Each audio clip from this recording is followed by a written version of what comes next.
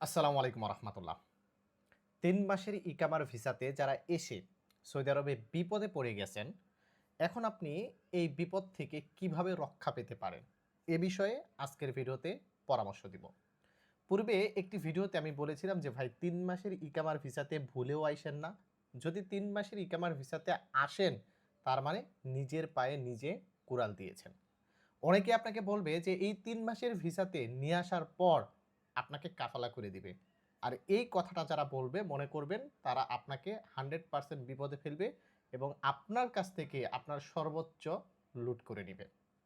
তাই দয়া করে কেউই এই ৩ মাসের ইকামার ভিসাতে আসবেন, আসার পর আপনাকে কাফালা করে দিবে এই ধরনের ভিসাতে আইসেন না। হয় কোম্পানিতে আসেন, না হলে ১ বছরের ইকামার ভিসা দিবে এরকম ভিসাতে এসে বাহিরে কাজ করেন। ওকে। এখন যারা সৌদি আরবে এসেই পড়েছেন, এসে বিপদে পড়ে গেছেন, তারা কিভাবে এখান থেকে বের হতে পারবেন? এ বিষয়ে তো বুঝতে হবে। আমি আসলে এ বিষয়ে কোনো তথ্য দিব না। জাস্ট আমার যে বাস্তব অভিজ্ঞতা রয়েছে, সেই অভিজ্ঞতা থেকে আপনাদেরকে জাস্ট পরামর্শ দিব। যদি আপনারা এটা মান্য করেন বা গ্রহণ করেন, তাহলে হয়তোবা কিছুটা হলেও আপনারা এই বিপদের মুখ থেকে রক্ষা পেতে পারেন বা বিপদ থেকে বেরিয়ে আসতে পারেন। এখন এই ৩ মাসের ইকামার ভিসাতে এসে যারা বিপদে পড়ে গেছেন, এ বিষয়ে যদি আমি লং ভিডিও বানাই আর সেখানে যদি লং তথ্য দেই, তাহলে আপনারা বোরিং ফিল করবেন। এজন্য আমি এই ভিডিওটাকে ৩ ধাপে ভাগ করে দিব।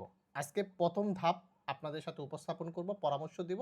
খুবই গুরুত্বপূর্ণ টপিক, খুবই গুরুত্বপূর্ণ বিষয়গুলো তুলে ধরব। সম্পূর্ণ ভিডিওটি দেখেন তাহলে বুঝতে পারবেন এবং পরবর্তীতে ধাপে, ধাপে আমি ৩ টা ধাপে ভিডিও আপলোড করব। আপনারা দেখে নিবেন তাহলে ক্লিয়ার হতে পারবেন। ওকে। নাম্বার 1 প্রবলেম হচ্ছে আপনাকে সৌদি আরবে আসার পর এয়ারপোর্ট থেকে যদি রিসিভ না করে। ধরেন কেউ একজন বলেছে আপনাকে ৩ মাসের ইকামার ভিসা দিবে, দিয়েছে, প্রসেসিং করেছে, টিকেট দিয়েছে, সবকিছু ওকে।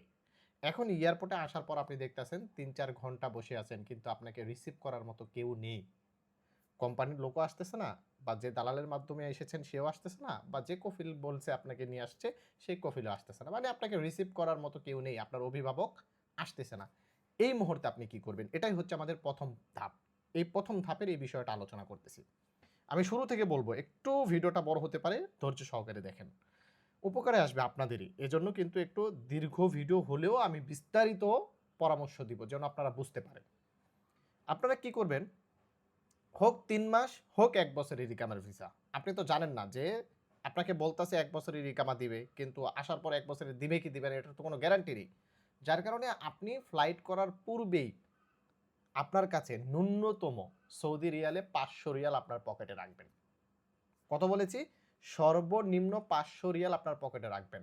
বাংলা টাকা নিয়ে যেকোনো ব্যাংকে যাবেন অথবা যে মানি কারেন্সি করে এরকম একটা আ ব্যাংকে যাবেন। সেখানে যাওয়ার পর সেখান থেকে আপনার বাংলা টাকা দিয়ে আপনারা ৫০০ রিয়াল মিনিমাম সেটা রিয়াল করে নিবেন। বাস এটাই আপনার সম্বল। যদি এয়ারপোর্টে আপনাকে কেউ রিসিভ না করে, এই ৫০০ রিয়ালই কিন্তু আপনাকে হয়তোবা ৫ বছর সৌদি আরবে থাকার একটা পজিশন তৈরি করে দিবে। কিন্তু আপনার কাছে যদি কোনো টাকাই না থাকে, আপনাকে কেউ হেল্প করবে না। আপনার কাছে টাকা আছে মানে আপনাকে আরও ১০ জন হেল্প করতে আসবে। টাকা নেই, কেউই কিন্তু হেল্প করবে না। ওকে। যার কারণে আপনি জানেন না যে এই ভিসাটা ৩ মাসের ইকামা করে দিবে নাকি ১ বছরের ইকামা করে দিবে, আপনি জানেন না। আপনাকে রিসিভ করবে কি করবে না আপনি জানেন না। আপনি ৫০০ রিয়াল মিনিমাম আপনার পকেটে নিয়ে আসবেন। ধরেন আমাদের হাইল এয়ারপোর্টে আপনি ল্যান্ড করছেন। ল্যান্ড করার পর দেখতে পাচ্ছেন যে আপনাকে এখানে রিসিভ করার মতো কেউ আসতেছে না। ধরেন আপনি হাইল এয়ারপোর্টে ল্যান্ড করেছেন। ল্যান্ড করার পর ৩-৪ ঘন্টা আপনি অপেক্ষা করতেছেন। কিন্তু আপনাকে রিসিভ করার মতো কেউ আসতেছে না। এখন ওই যে ৫০০ রিয়াল আপনার কাছে আছে, ওইটা দিয়ে কিন্তু আপনি এখন আপনার লাইফটাকে সেট করতে পারবেন। কিভাবে সেট করবেন আমি বলতেছি। এট ফার্স্ট আপনার কাজ হচ্ছে এয়ারপোর্টের বাইরে আপনি দেখবেন যে কোনো সৌদি সিম সেল করতেছে কিনা, মানে সৌদি আরবের সিম কার্ড সেল করতেছে কিনা এটা আগে দেখবেন। সর্বোচ্চ ৩৫ রিয়াল নিবে, সর্বনিম্ন ২০ রিয়ালেও সিম পাওয়া যায়। তো আপনি এট ফার্স্ট যে কাজটা করবেন, আপনি একটা সিম কার্ড তুলবেন। আপনার ভিসার ছবি দিয়ে একটা সিম কার্ড আপনার নামে তুলে নেবেন এট ফার্স্ট। সেখানে আপনি কিছু মিনিট পাবেন এবং কিছু এমবি পাবেন। সেই এমবি দিয়ে ইন্টারনেট কানেকশন করে আপনি আপনার পরিবারের সাথে আগে যোগাযোগ করবেন যে আমি আলহামদুলিল্লাহ সুন্দর মতো আমি পৌঁছেছি। যদি কোনো এজেন্সির মাধ্যমে আসেন, এট ফার্স্ট সেই এজেন্সির সাথে কন্ট্যাক্ট করার ট্রাই করবেন যে আপনাকে কেন রিসিভ করতেছে না বা কখন রিসিভ করবে বা আসবে কিনা।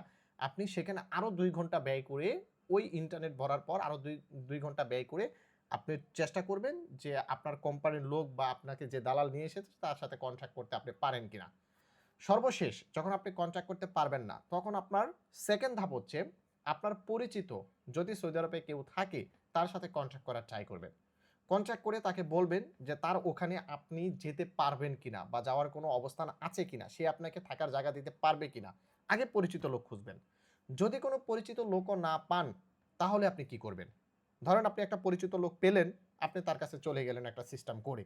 কিন্তু যদি পরিচিত লোকও না পান, তাহলে আপনি কি করবেন? তাহলে আপনার কাজ হচ্ছে এট ফার্স্ট আপনি খুঁজে বের করবেন যে আপনি যে ডিস্ট্রিক্টে নেমেছেন সেই ডিস্ট্রিক্টে সিটি ফ্লাওয়ার হাইপার মার্কেট কোথায় আছে। সিটি ফ্লাওয়ার হাইপার মার্কেট বেশিরভাগ ক্ষেত্রেই কিন্তু বাঙালি যে এলাকাতে থাকে বা বাঙালি মার্কেট যেখানে সেখানে কিন্তু হয়ে থাকে। যেমন আমাদের হাইল সিটিতে সিটি ফ্লাওয়ার হাইপার মার্কেটটা বাঙালি মার্কেটের পাশে।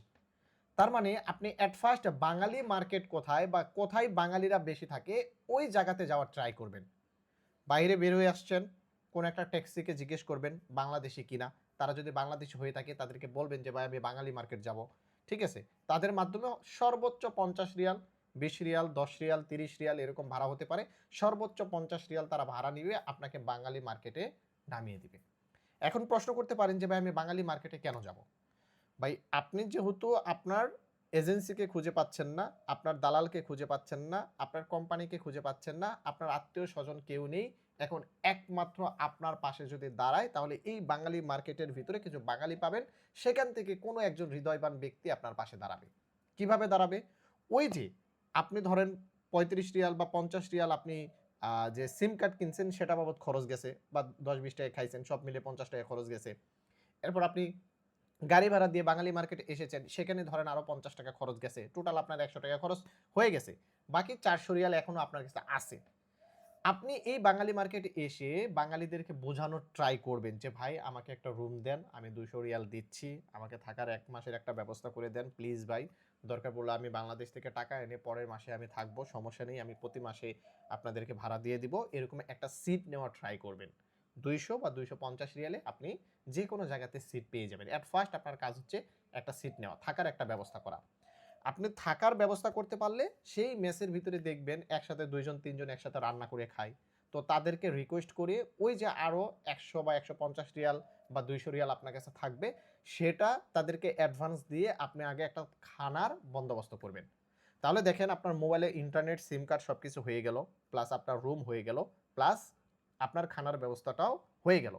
এখন আপনি প্রশ্ন করতে পারেন যে ভাই আপনি যে বিষয়গুলো খুব সহজভাবে বলতেছেন, এই বিষয়গুলো এত সহজে কিন্তু হবে না। ভাই আপনি যদি একটু মাথা ঠান্ডা রেখে, না ঘাবড়ে গিয়ে আপনি যদি বাঙালিদেরকে একটু ভালো করে বুঝাইতে পারেন, আমি আশা করতেছি কেউ না কেউ আছে আপনাকে হেল্প করবে। যেহেতু আপনার পকেটে টাকা আছে আর আপনি তাকে টাকা দিচ্ছেন। ইনশাআল্লাহ আশা করতেছি কেউ না কেউ হেল্প করবে। আপনি একটু ট্রাই করে দেখেন। ওকে। এটা ভাই আমি ১ম এই আমি বলেছি, এটা আমি আপনাদেরকে জাস্ট পরামর্শ দিচ্ছি। আমি কিন্তু কোনো তথ্য দিচ্ছি না। আর এরকম ঘটনা কিন্তু ঘটে। আমরাও কিন্তু অনেক সময় লোকদেরকে বিপদে পড়লে রাস্তা থেকে তুলে এনে থাকার জায়গা দিই, খানার ব্যবস্থা করে দিই, একটা কাজেরও ব্যবস্থা করে দিই। ঠিক আছে? ভাই ভিডিওটা একটু বড় হবে। পরামর্শমূলক ভিডিও কিন্তু আপনার উপকারে আসবে। তাই যারা নতুন সৌদি আরবে যাচ্ছেন বা যাওয়ার পর এয়ারপোর্টেই ফেঁসে গেছেন, তাদের কিন্তু এই ভিডিওটা কাজে আসবে। দয়া করে শুনুন।